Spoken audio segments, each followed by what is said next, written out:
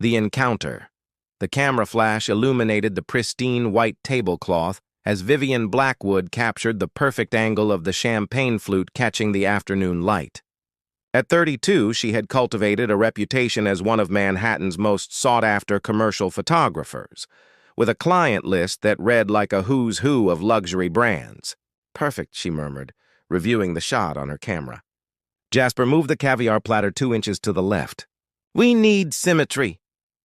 Her assistant scrambled to adjust the setting while the marketing team from Lumiere Watches looked on with admiration. This editorial spread in Vanity Fair would cement their new collection as the season's must-have accessory. Vivienne had chosen Le Ciel, the most exclusive restaurant in the financial district, for its immaculate lighting and reputation.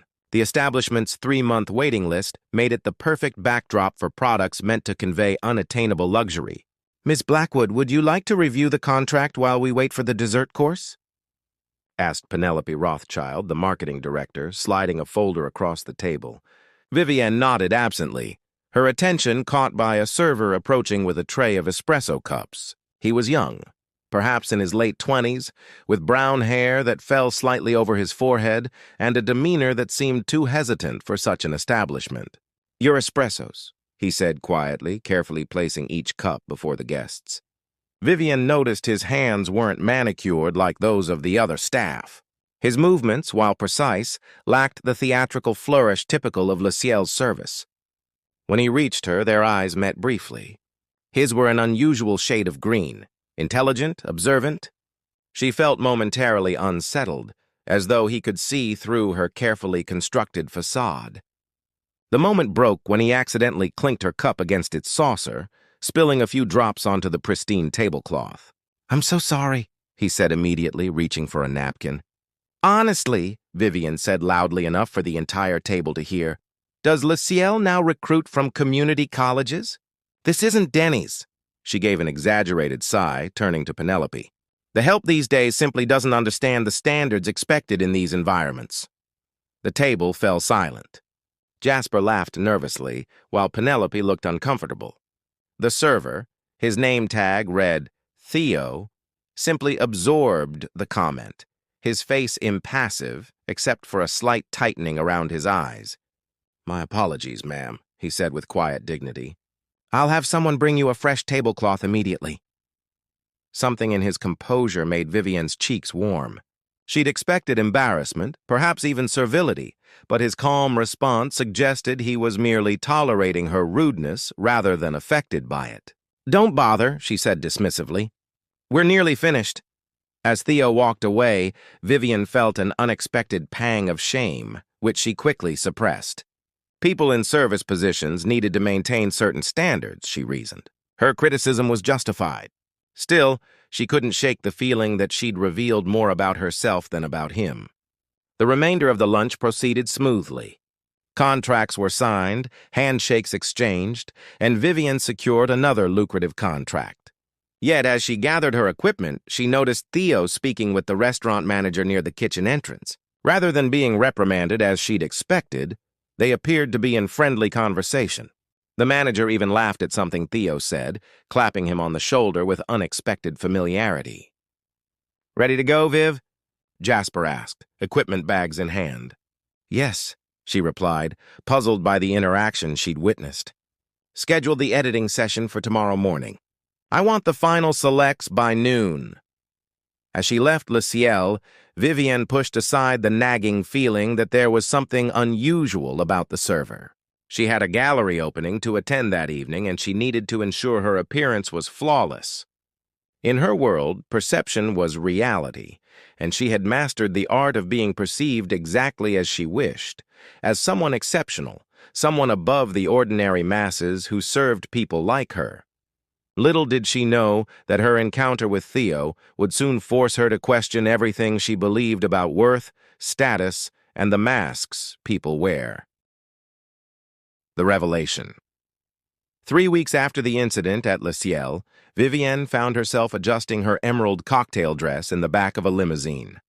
The annual Horizon Innovation Summit was the premier gathering of technology visionaries and investors, and her mentor, fashion mogul Dominique Vassar, had secured her an invitation as the event photographer.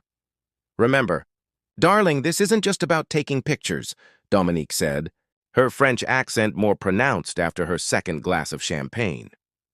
"These tech billionaires are the new aristocracy. One good impression could mean a contract shooting their product launches or executive portraits." Vivian nodded, mentally cataloging the list of influential figures she hoped to network with.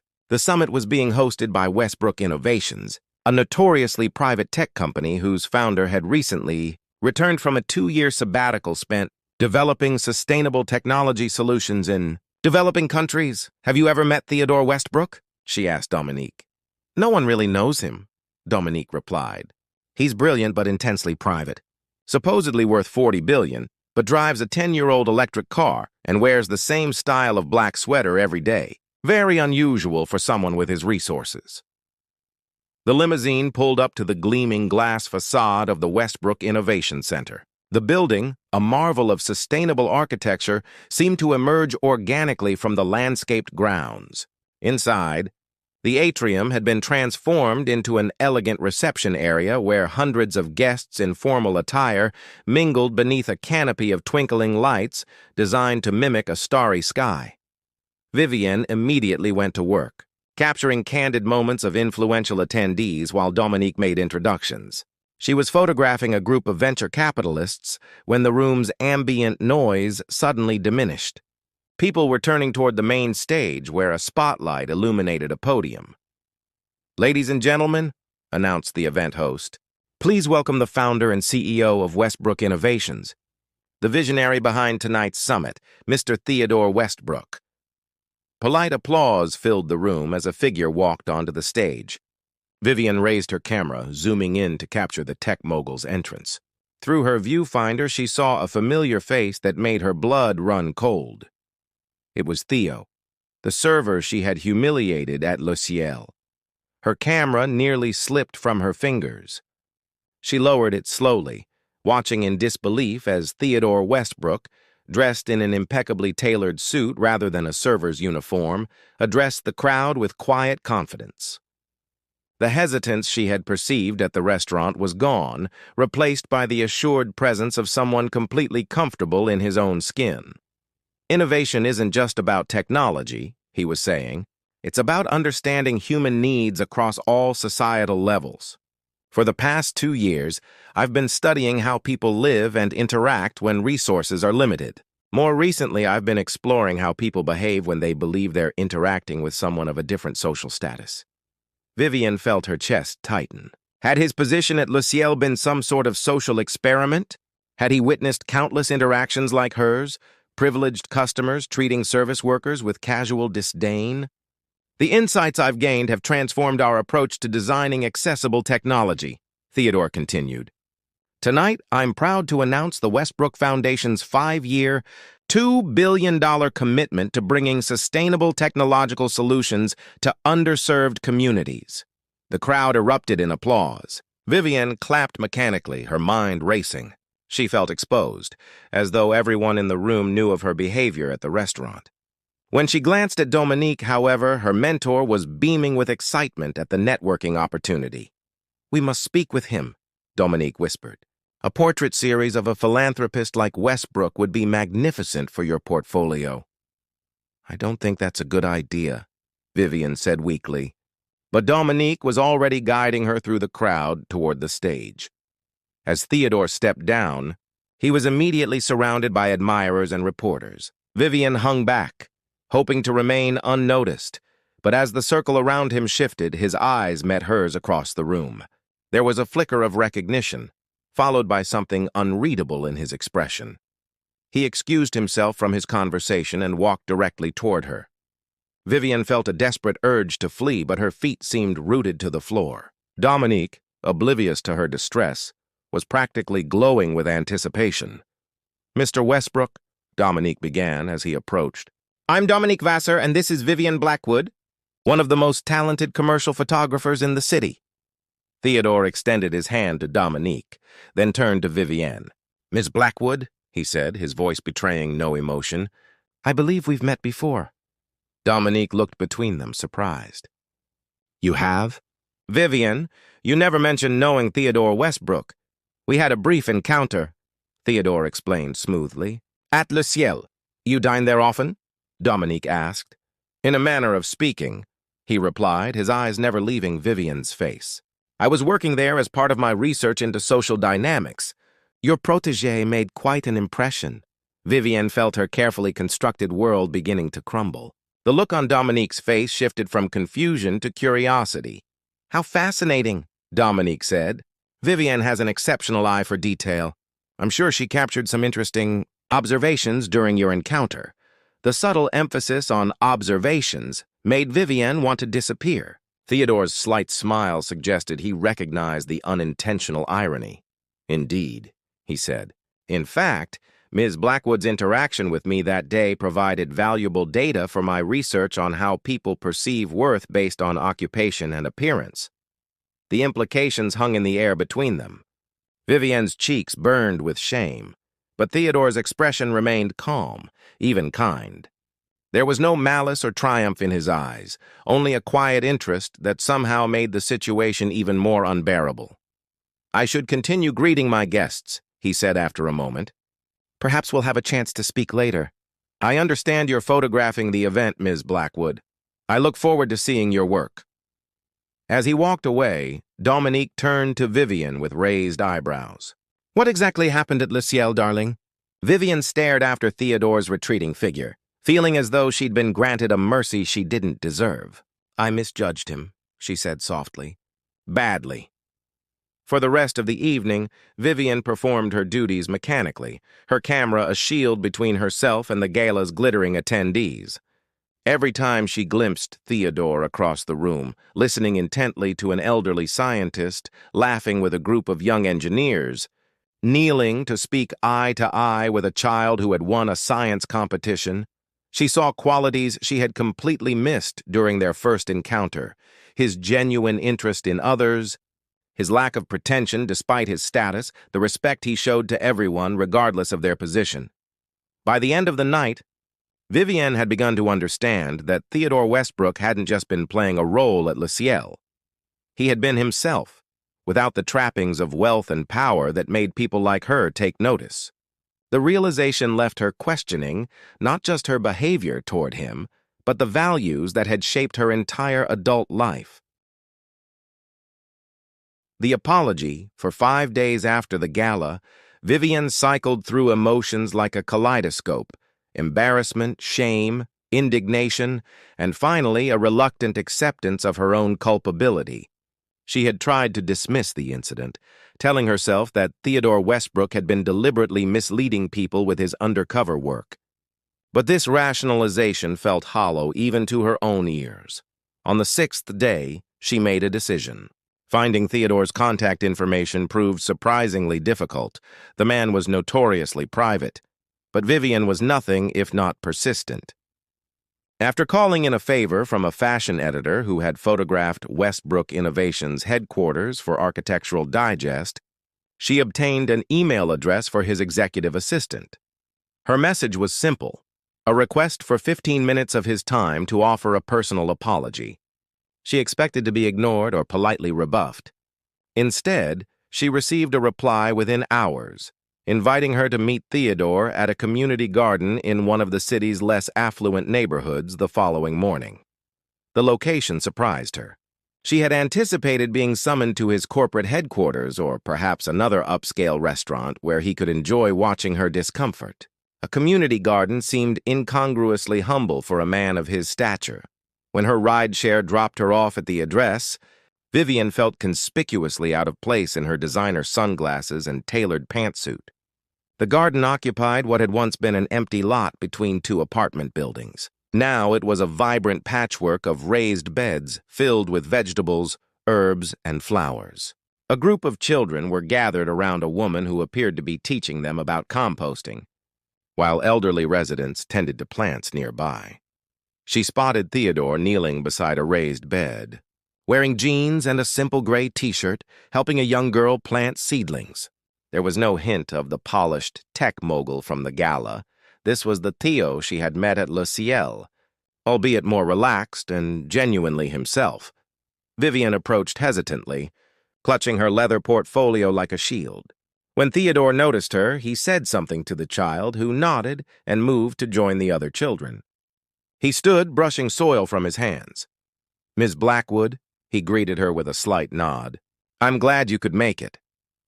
"Thank you for agreeing to see me," she replied, fighting the urge to fill the awkward silence with nervous chatter. "I wanted to apologize for my behavior at Le Ciel. It was inexcusable."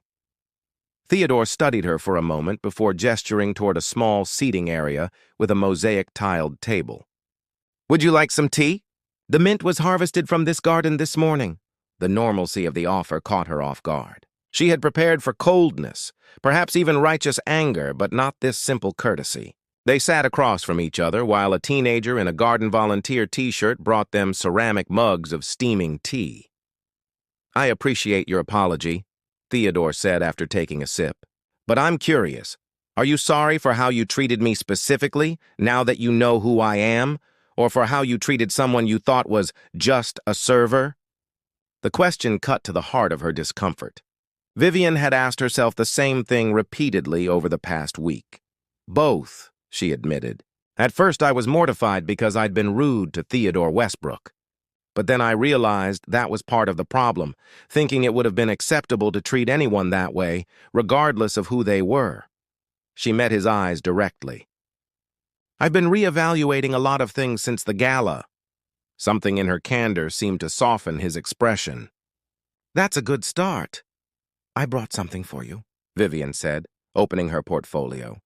She removed a mounted photograph and placed it on the table. It showed Theodore at the gala, kneeling to speak with the young science competition winner.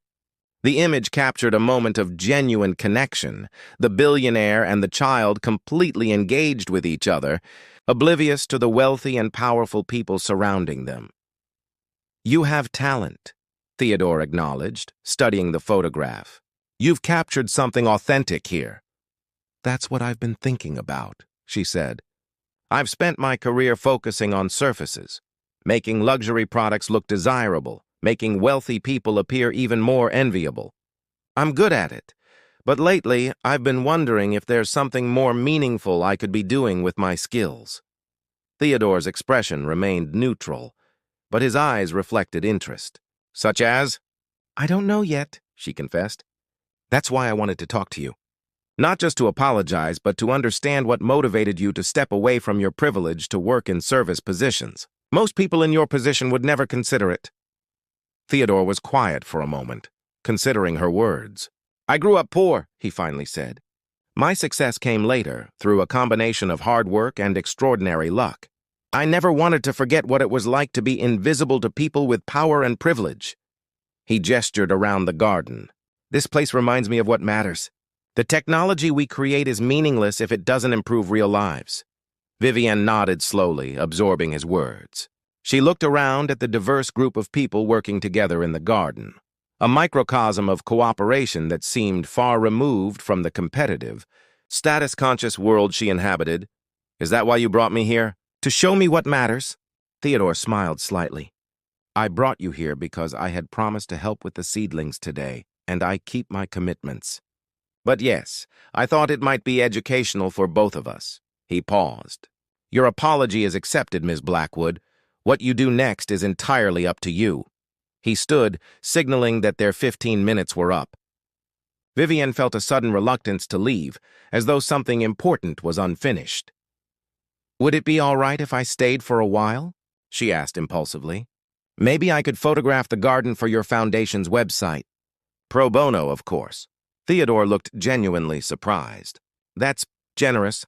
I'm sure the garden coordinators would appreciate professional photographs for their fundraising efforts."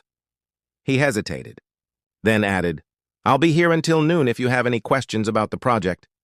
It wasn't forgiveness exactly, nor was it an invitation to friendship, but it was an opening, and Vivian recognized it as more than she deserved. As Theodore returned to working with the children, she removed her expensive jacket, tucked away her designer sunglasses, and took out her camera. For the next 3 hours, she photographed the garden and its people, not with the glossy perfection she applied to her commercial work, but with an eye for genuine moments and authentic interactions. She captured the concentration on a child's face as they carefully watered a tomato plant, the weathered hands of an elderly man tenderly tying up bean vines, the unexpected beauty of vegetables growing amid the urban landscape. Occasionally, she would glance over to find Theodore watching her with an unreadable expression. She wondered what he saw, if he believed her sudden interest in his project was genuine or merely an attempt to ingratiate herself with someone powerful she had accidentally offended. The truth was more complicated than either assumption.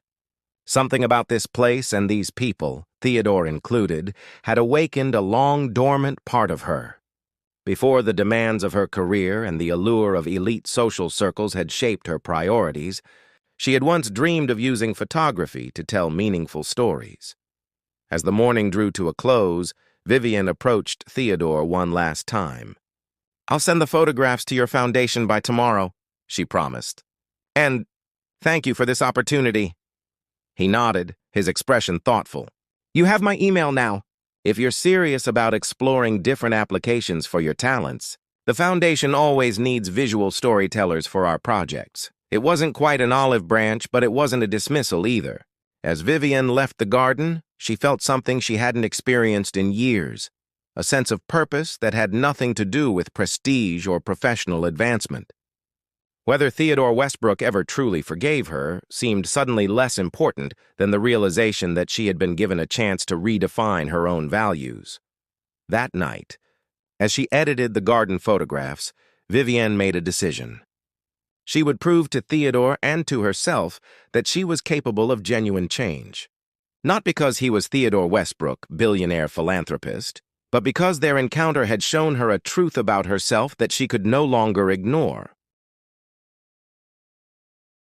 The connection over the following weeks, Vivian's garden photographs evolved into something unexpected. What had begun as a simple apology gesture transformed into Cultivating Community, a documentary photo series capturing urban gardens across the city's diverse neighborhoods. The foundation had published her initial images on their website, and the positive response had been immediate.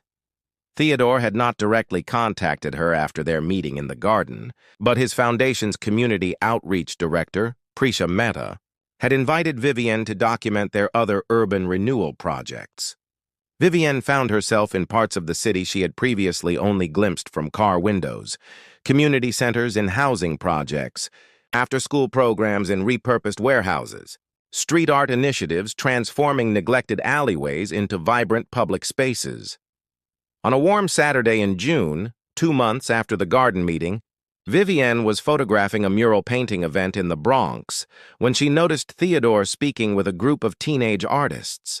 He was dressed similarly to when she'd seen him at the garden, simple jeans and a t-shirt, with nothing to signal his wealth or status except the respect shown to him by the foundation staff. She deliberately kept her distance, focusing on capturing the teenager's creative process rather than intruding on Theodore's conversations. She had learned that his appearances at these events were neither publicity stunts nor perfunctory visits from a distant benefactor. He genuinely engaged with participants and often stayed for hours, helping with whatever work was being done.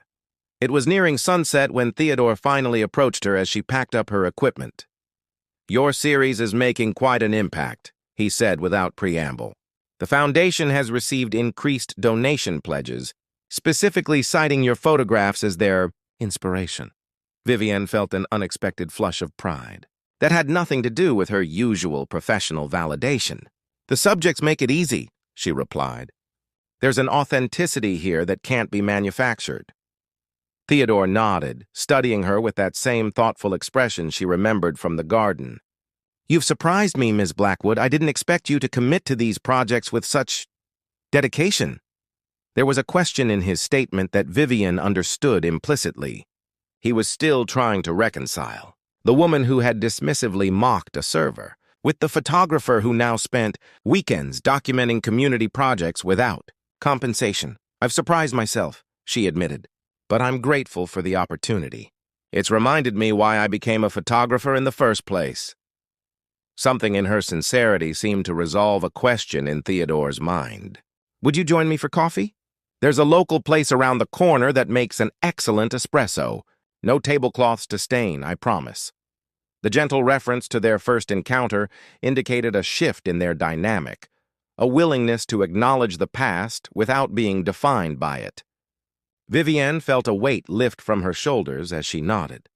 The coffee shop was a far cry from Le Ciel, a cozy neighborhood establishment where the barista greeted Theodore by name and asked about his mother's health. They settled at a small table by the window and, for the first time, their conversation flowed without the undercurrent of apology or judgment. Theodore spoke about his foundation's mission to bridge the digital divide in underserved communities. Vivienne shared stories about the people she'd met through her photography, a formerly homeless veteran who now taught carpentry to at-risk youth, a grandmother who had transformed a vacant lot into a neighborhood gathering place, teenagers who were learning coding skills while designing apps to solve local problems. "You see them," Theodore observed, "not just as subjects for your camera, but as people with dignity and value." Vivienne considered his words carefully. "I didn't always. For a long time, I was so focused on climbing the social ladder that I missed what was happening on the ground." She met his eyes directly. "The woman you met at Le Ciel, she was real. I can't pretend otherwise. But she's not who I want to be anymore." Their coffee extended into dinner at a family-owned Dominican restaurant where Theodore was also known by name. By the time they parted ways, something fundamental had shifted between them. It wasn't romantic exactly, but there was a connection that transcended their uncomfortable first meeting, a shared commitment to seeing the worth in people and places often overlooked. The following week, Vivienne was surprised to receive a call from Prisha Mehta. The foundation was planning their annual fundraising exhibition, and Theodore had suggested featuring the Cultivating Community series as the centerpiece. Would Vivienne be interested in curating the exhibition? The opportunity was significant, but it also presented a dilemma. The exhibition would coincide with a major fashion campaign shoot she had been contracted for months earlier, a project that would pay more than all her commercial work from the past quarter combined.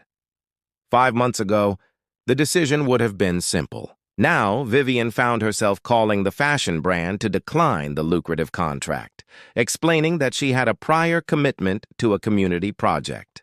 Her agent was apoplectic, warning that she was jeopardizing relationships with clients who had supported her career for years. She was still wrestling with doubts about her decision when her phone chimed with a text message from Theodore. "Just heard from Prisha that you're on board for the exhibition. Looking forward to seeing your vision for the space."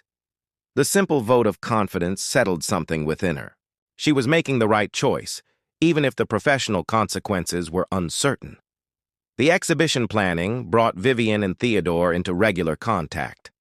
They visited potential venues together, discussed presentation strategies, and spent hours reviewing her growing collection of photographs. Their professional collaboration gradually evolved into a friendship built on shared values rather than social positioning. It was during this period that Vivienne began to acknowledge her growing feelings for Theodore. It wasn't his wealth or status that attracted her. Those things had become almost irrelevant in the context of their work together. Rather, it was his integrity, his genuine concern for others, and the way he had given her the chance to redefine herself when he could have simply written her off as another entitled socialite. What she didn't know was whether Theodore could ever see her as more than a colleague who had once revealed a deeply flawed character.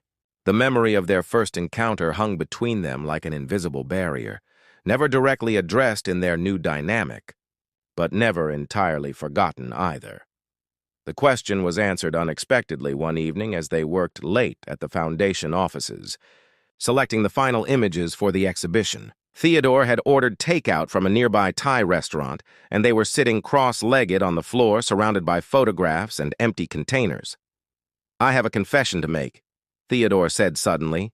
"That day at Le Ciel, I recognized you before you ever spoke to me." Vivienne looked up, surprised. "What do you mean?" "Your photograph was on the cover of Business Week the previous month. The image maker behind Luxury's new look, if I remember correctly." He smiled slightly at her astonishment. "I was curious about you. Your work showed such attention to detail, such care in presentation. I couldn't reconcile it with how carelessly I treated you," she finished for him. The irony wasn't lost on her. While she had been dismissing him based on his perceived status, he had actually known exactly who she was. "We all contain contradictions," Theodore said gently. "The question is whether we're willing to examine them and grow." He held her gaze. "You were willing. That's what matters to me." In that moment, Vivian realized that the barrier she had perceived wasn't just about her past behavior. It was about her own difficulty in believing she deserved forgiveness. Theodore had moved beyond their first encounter long ago. She was the one still holding herself accountable. "Thank you," she said softly, "for seeing something in me worth believing in." Their hands reached for the same photograph, fingers brushing. Neither pulled away. It was a simple touch, but it carried the weight of their shared journey, from judgment to understanding, from separation to connection.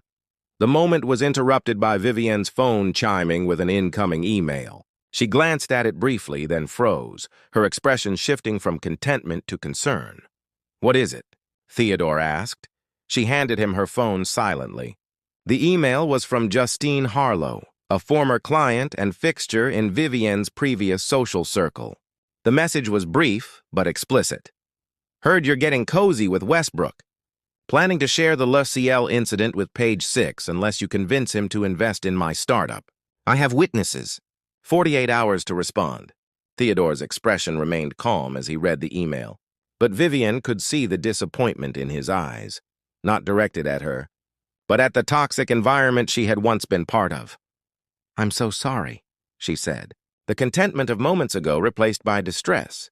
"I never thought Justine would—" "It's not your fault," Theodore interrupted. "But we should discuss how to handle this."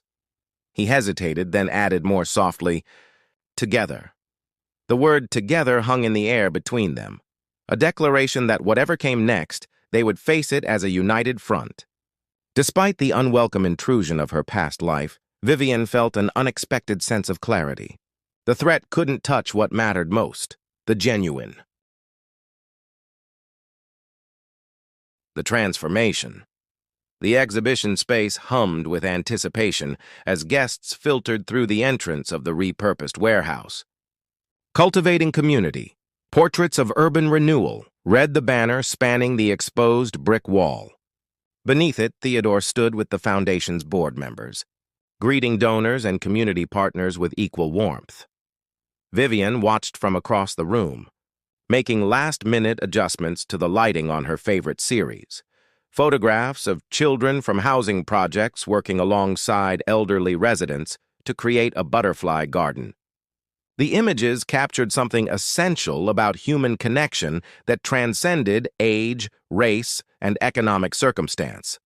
The past 48 hours had been transformative in ways she couldn't have anticipated. After receiving Justine's blackmail attempt, Vivian and Theodore had spent hours discussing their options.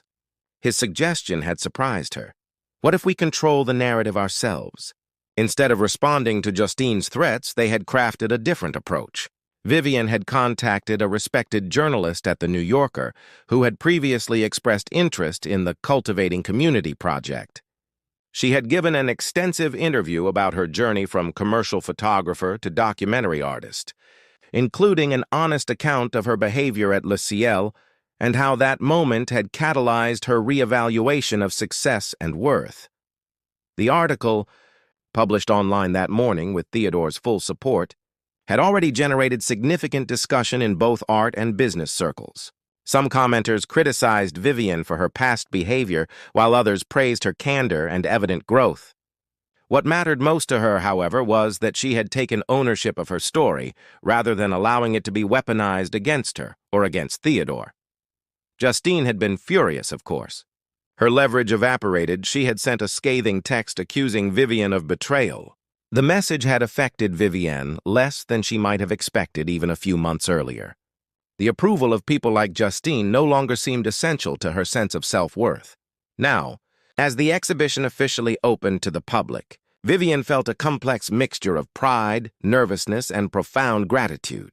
The photographs surrounding her represented not just a new creative direction, but a fundamental shift in how she understood her purpose as an artist. Theodore caught her eye across the room and made his way toward her, navigating through clusters of admirers and well-wishers. "The mayor just arrived," he informed her with a smile, "and 3 gallery owners have asked for your contact information. You've created something extraordinary here, Vivian." The use of her first name still gave her a small thrill. They had crossed that particular threshold the night of Justine's email, when professional formality had finally given way to the personal connection that had been building between them. "We created it," she corrected him. "None of this would exist without your foundation's work." "The foundation provides resources," Theodore said, "but your vision brought these stories to life." He glanced around at the diverse crowd exploring the exhibition. Wealthy donors in designer attire mingling with community members from the neighborhoods featured in the photographs. "You've built a bridge between worlds that rarely intersect meaningfully." Before Vivian could respond, Prisha approached with an older woman whose elegant attire and commanding presence suggested significant influence. "Ms. Blackwood." "Mr. Westbrook," Prisha said. "This is Senator Eleanor Winthrop. She's particularly interested in the Community Technology Access programs." As they engaged in conversation with the senator, Vivienne noticed a familiar face entering the exhibition space. Dominique Vassar, her former mentor, accompanied by several fashion industry executives. Dominique caught sight of Vivienne and Theodore together and raised an eyebrow questioningly. "Will you excuse me for a moment?" Vivienne said to Theodore and the senator. "There's someone I need to speak with." She crossed the room to greet Dominique, who embraced her with typical Parisian exuberance. "Darling, this is magnificent," Dominique exclaimed, gesturing at the exhibition. "So different from your commercial work, yet unmistakably yours. The composition, the lighting, exquisite." "Thank you for coming," Vivienne said sincerely. "It means a lot to me." Dominique glanced toward Theodore, who was now leading the senator through the exhibition. "I read the article this morning," she said in a lower voice. "Very brave of you to share that story publicly." "It was time to be honest," Vivienne replied. "About who I was and who I'm becoming." Dominique studied her thoughtfully. "And what about you and Mr. Westbrook?" "The article hinted at a professional partnership, but your expression when you look at him suggests something more." Vivienne smiled, neither confirming nor denying. "He helped me see myself more clearly, both the parts I'm proud of and the parts I needed to change." "Well," Dominique said with a knowing look, "transformations can be quite beautiful when guided by the right hands. Speaking of which," she indicated the executives accompanying her, "these gentlemen represent the Hauser Foundation. They're looking to commission a documentary series on fashion industry workers around the world. Your new aesthetic would be perfect." The offer was unexpected and intriguing, a potential bridge between Vivienne's commercial expertise and her evolving social consciousness. She exchanged business cards with the executives, promising to meet for a proper discussion the following week. As the evening progressed, Vivienne found herself continually drawn back to Theodore's side, their conversation flowing naturally despite the constant interruptions from admirers and potential donors. There was an ease between them now, a mutual understanding that had developed through months of collaboration and genuine connection. Near the end of the event, as the crowd began to thin, Theodore guided Vivienne toward a quiet corner of the exhibition where one particular photograph hung in splendid isolation. It showed Theodore and Vivienne at the community garden, captured by one of the teenage volunteers with Vivienne's camera.